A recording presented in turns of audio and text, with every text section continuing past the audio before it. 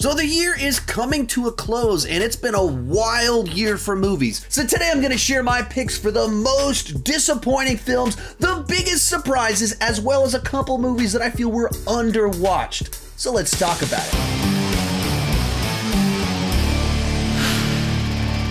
Hi, my name is Sean, and I love to talk about movies and TV way too much. With that in mind, go ahead and join me down below in the comments section. Share your picks for the most disappointing films of the year, biggest surprises of the year, and most underrated or underwatched films of the year. With that said, I have one quick announcement. Next month, I'm going to be at Fan Expo New Orleans leading two different panels. First one is going to be a live recording of my most anticipated movies and TV shows of 2023. That is a live recording for the video that will appear on this channel. Also, I'll be leading a panel on how to grow a nerdy YouTube channel. In the next couple months, I'm also planning on being in Portland, Cleveland, and Orlando. I've got more information on all of this down below in the description. And let's get started with my most surprising films of 2022. Now, when I say most surprising, I don't mean they're the best movies of the year, though some of them I would say are some of the best films of the year. But what I'm referring to are either movies which were not on my radar at all, and I ended up loving, or movies where I saw the trailer, I heard about the concept, and I was like, okay, whatever. And then it far exceeded my expectations. You are great. So when I say surprising, what I mean are movies which exceeded my expectations.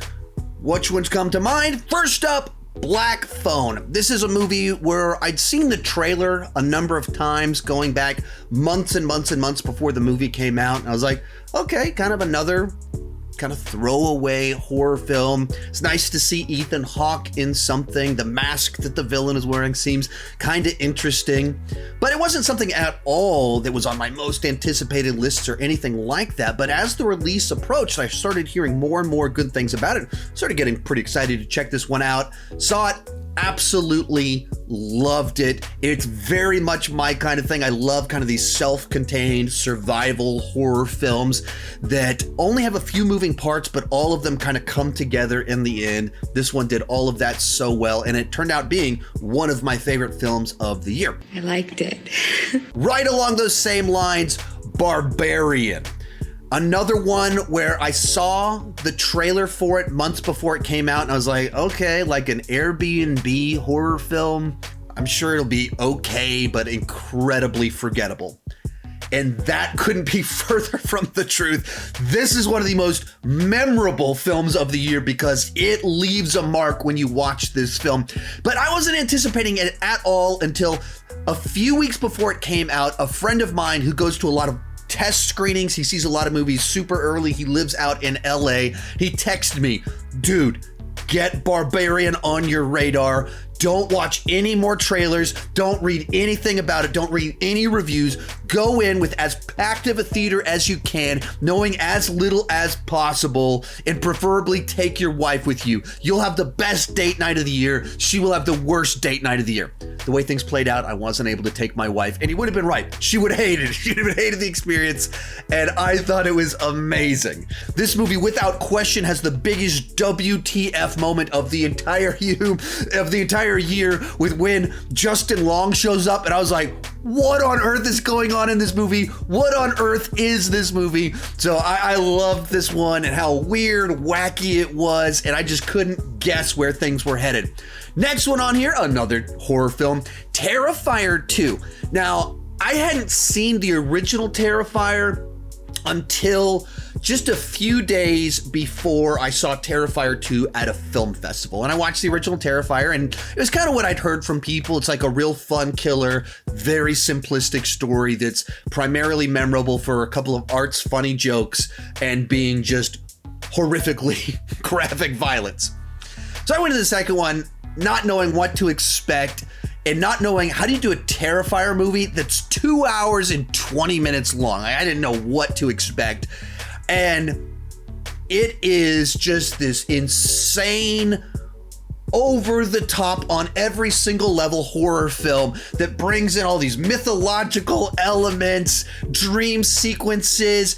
Everything is excessive, and that's kind of the point. And I loved how wild and crazy all of it was, how gory and insane it was, how I couldn't watch the bedroom sequence in its entirety because I was so freaked out by it. I love the way they brought in like a final girl character to be just as memorable as Art the Clown was as the new icon in the first Terrifier. So just such a pleasant surprise of a movie that was not on my radar at all. Now, it certainly helped that I saw this at a horror film festival at a midnight screening with my best YouTube friend, Cody Leach, sitting next to me. 2 rows in front of me is the director and the actor that played Art the Clown. It's a packed theater of Terrifier fans. I mean, this is as good of an environment as you can have to watch a movie like this. Finish watching the film, go out into the lobby. Chris Stuckman's standing there, and so Cody Leach and I talk with Chris Stuckman about Terrifier 2. That's as fun and cool of an environment to watch a movie like this. Next one on here, the one that's actually up on the TV, Rescue Rangers. Disney Plus does not have a great track record with their movies. So them doing a Rescue Rangers movie is like, okay, whatever. That's not going to be good. Like, who cares about that? And then I saw the trailer, and once again, I was like, okay, whatever. And then I watched it once it dropped, and I heard some good things about it. It was like, this is like surprisingly fun, clever, and memorable. They found a way to do a Rescue Rangers adventure in the 21st century. It's kind of got the 21 Jump Street vibe to it of like bringing a modern aesthetics, changing up the formula, but it absolutely worked. There's all these incredible cameos. So somehow Rescue Rangers of all movies turned out to be this great surprise. Final one in this category is going to be Puss in Boots: The Last Wish. I'd seen the trailer. It wasn't like, okay, we're doing another movie in the Shrek franchise, whatever. And then I watched it, and it's the best animated movie of the year. I would say it's the best movie in the Shrek franchise. It has great animation. It has a ton of heart. It's really funny. And it just kind of like came out of the blue. Like, let's do another movie in the Shrek franchise, another Puss in Boots. Trailers were like, okay, those are decent. The movie's really good. No, Puss in Boots doesn't need a spotter. Watch. So those for me were the most surprising movies of the year. Next thing I want to talk about are my picks for the most underrated or underwatched films of the year. And I don't have a ton here because I don't really like the term underrated because it can mean so many different things to so many different people. So really with these 2 movies I'm going to mention, I mean underwatched. They're movies that I thought were really good. They seem to get good reviews. Everyone that did see them seemed to love them, but they're also movies that not a lot of people have been talking about. I haven't heard a lot of chatter about each one of these outside of like their opening weekend.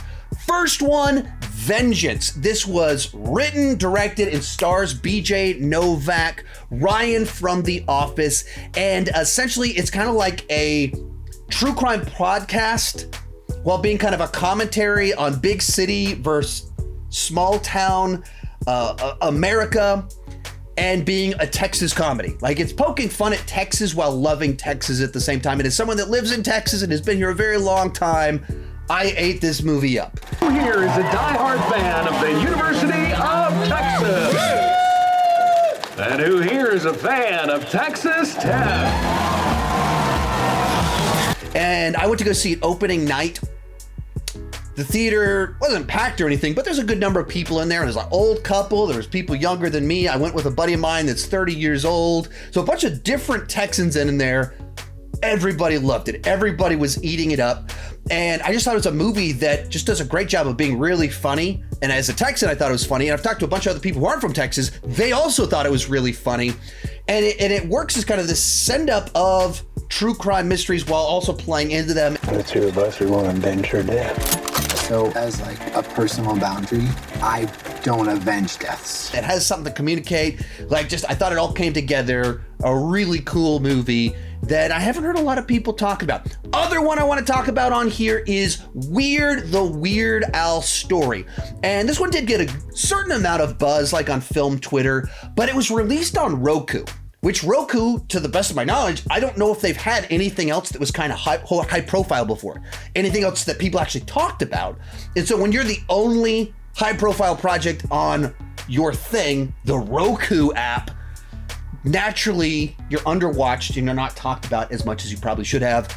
This is one of the best comedies of the year. It's just so funny. It's Weird Al applying his parody like sense to his own life story into biopics. I'm the weird one! It's ridiculous. It's insane. And it's so funny. And the fact that it's Harry Potter as Weird Al just takes it to this whole other level. And so I know it's on Roku. You think, what, a Roku movie? Is that going to be good? Yes, it's really good. It's really funny.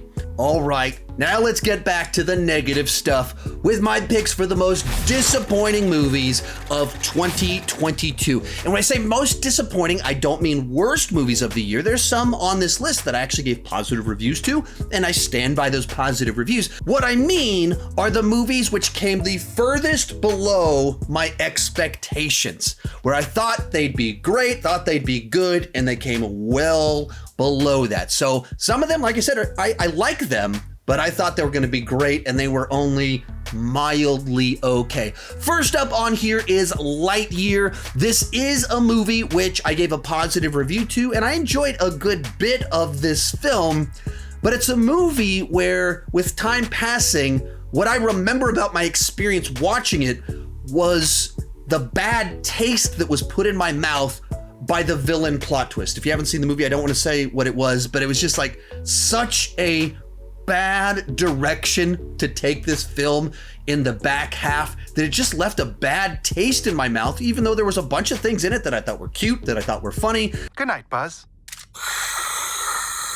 The other thing is that it just has this very bleak atmosphere, where Buzz Lightyear's this bright, colorful space ranger, and they tell this story about him getting older and his failures in life and the way that he was too obsessed with his mission. You don't really see him as a space ranger. You see him on this other thing. It feels like the third movie in a trilogy of Lightyear films on this dark, bleak, desolate planet. And it just doesn't feel like it would actually be the movie that made Andy want a Buzz Lightyear toy. Next one on here, Jurassic World Dominion. I was so excited to check this one out. And with this movie, finally, it was actually going to be a Jurassic World with dinosaurs everywhere, and the cast from the original film returning to team up with the Jurassic World cast. It seemed like it would be this epic conclusion. And instead, it was a movie about locusts, and instead of being about dinosaurs all over the earth, they make it about a preserve in Europe and corporate espionage. But why? I didn't hate the movie. I had more fun with it than a lot of people, but wow. Way to miss the entire point of your movie.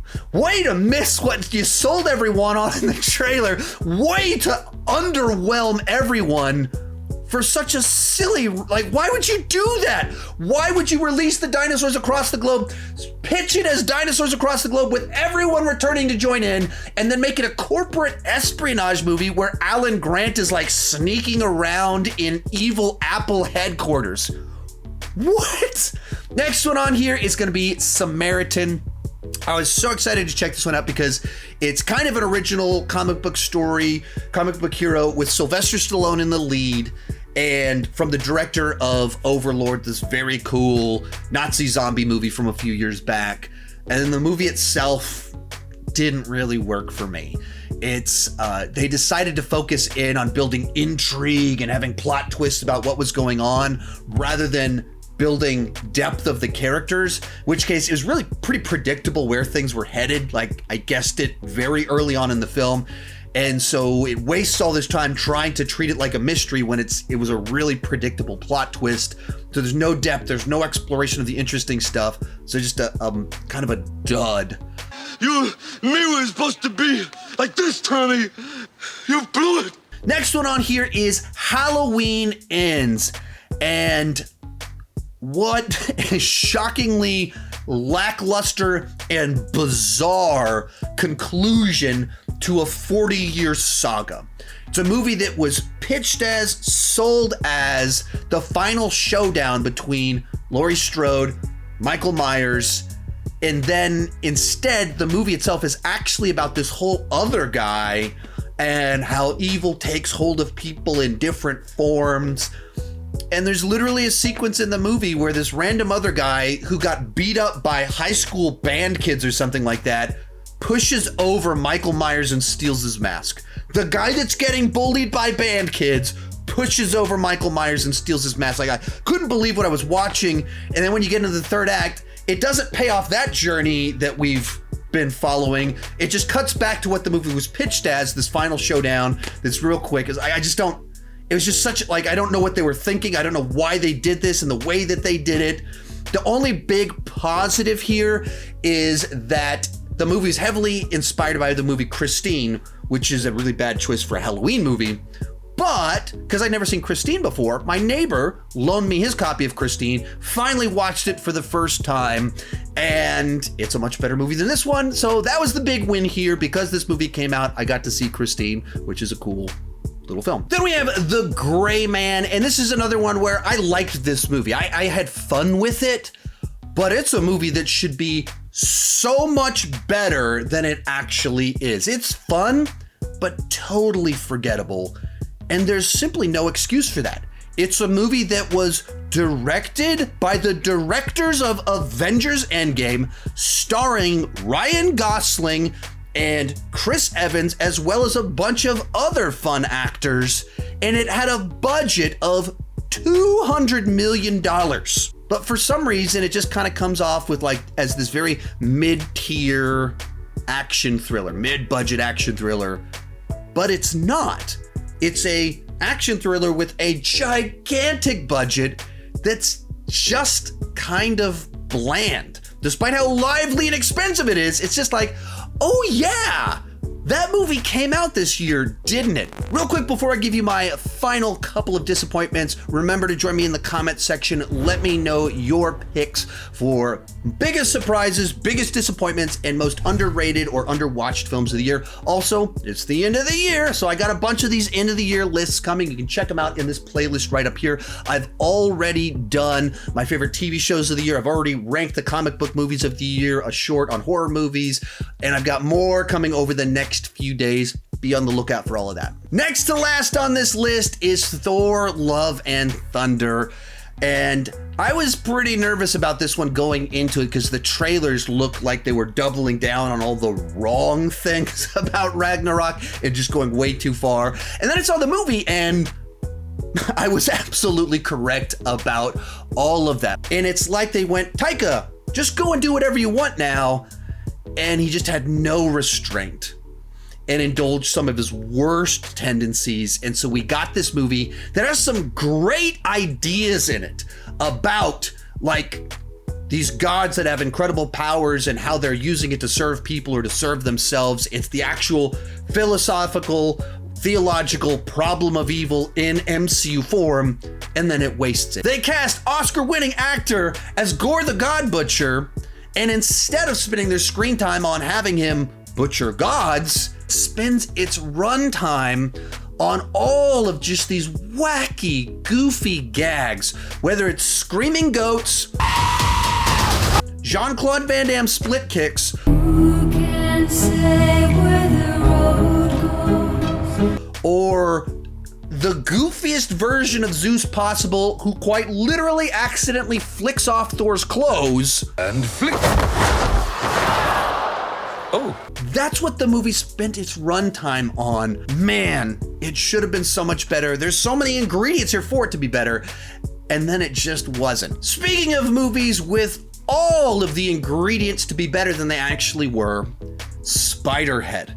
This is a movie from Joseph Kosinski, the director of Top Gun Maverick. In fact, it came out the month after Top Gun Maverick came out. It's from the writers of Deadpool, and it stars Miles Teller and Chris Hemsworth.